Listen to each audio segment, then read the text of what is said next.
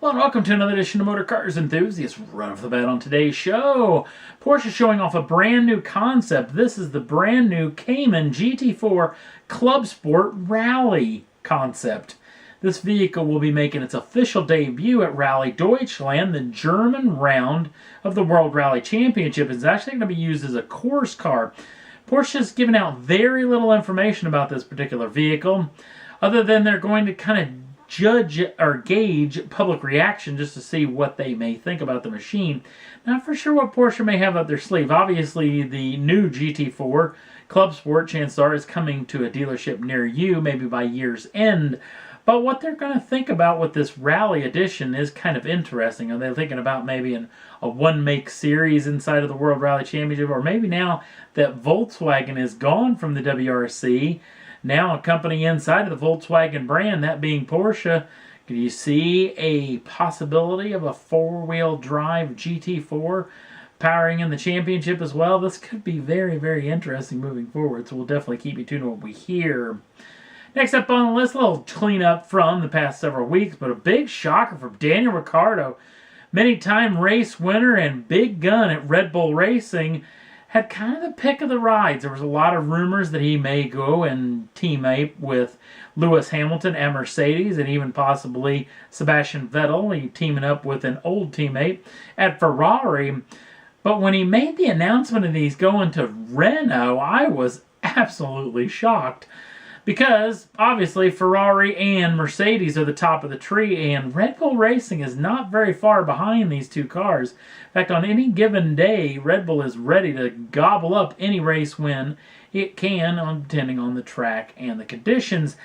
But that being said, Renault is a back marker. Boy, especially, they're not even as good as even Haas has been this year. So, this is a real strange deal. Now, there's the possibility that Daniel probably got in, saw a little bit what that new Honda engine's going to be doing in the car, and figured he'd be way better off at Renault. The trick is with money, to me, I think these guys make a crap ton of money to begin with. So really, if they going there for actual cash, I think is a weird idea. I think, as most Formula One guys, they want to be world champions, so I can't imagine Renault being his opportunity of being a world champion, but we'll definitely keep you in tune of what we hear. With that opening up at Red Bull, this was the guy I was really hoping to get that seat, and it was none other than Fernando Alonso, probably one of the most talented race car drivers inside of the Formula One paddock.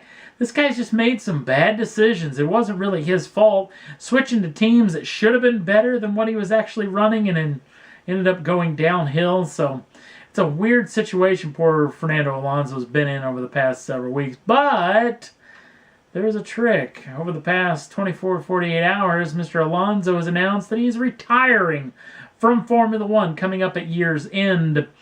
I think the little bit of trick maybe at that Red Bull deal, possibly the Honda engine again. He was pretty vocal about how bad it was when he was racing with a McLaren last I think at least 2 years.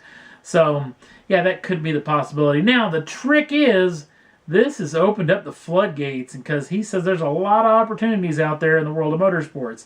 And obviously, he really wants to go after that Triple Crown. He's already won the Monaco Grand Prix.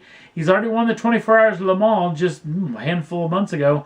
And now he's eyeing the Indianapolis 500 that he already took a crack at a couple of years ago. So the possibility of him making a full-time ride in the IndyCar series here in the United States could be a very big possibility.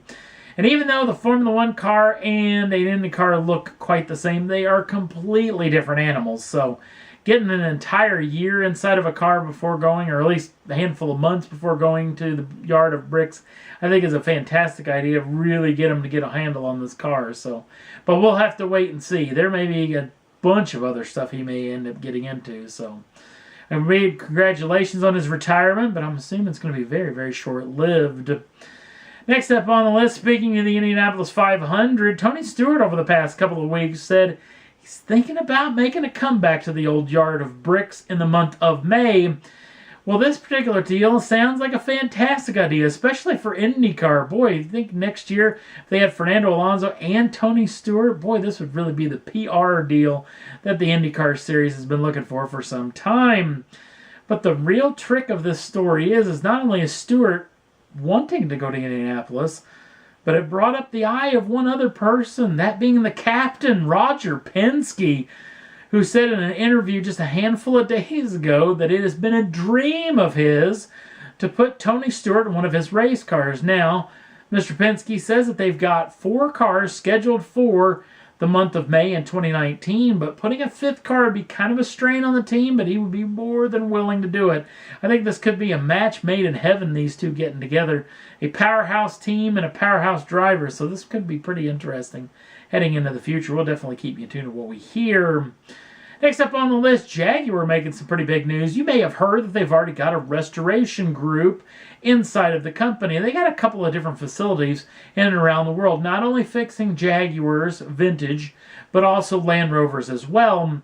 But now they're opening up a brand new facility right here in the United States in Savannah, Georgia. It'll be open about this time next year. And this particular facility will work on any vintage Jaguar or Land Rover as long as they've been out of production for 10 years or more.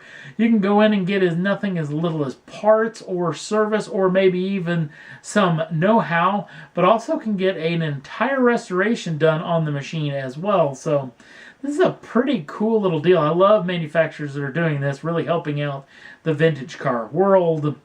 And speaking of vintage cars, this particular car came across my list over the past 24 hours. In fact, I spent a pretty good portion of the day yesterday trying to figure out what in the hell this thing actually is. A friend of mine over on Facebook sent me this particular photograph. This vehicle is actually sitting in my old hometown. And it took me most of the day to try to figure out what it was. The biggest thing I kept looking at was those doors. Those doors are very Nash Metropolitan, but this thing doesn't look a whole lot like it. But it ended up, that's exactly what this car is.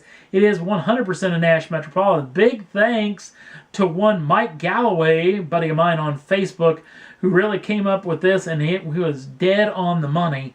Thanks to him for actually helping me out on this particular deal. But there's obviously something else going on, because a Nash is never this wide, and the gorgeous bodywork, whoever did this, to put these massive fender flares. And there may be a little link of what it could be underneath, and it has to do a little bit with the grille. Granted, you're probably not going to be able to see this particular deal, but they're in between the actual Nash logo. There's 2 flags, one of them being the British flag, one of them being a Japanese flag, which has got me thinking that the underside of this vehicle might be all Japanese. Maybe the chassis, engine, transmission, and the like.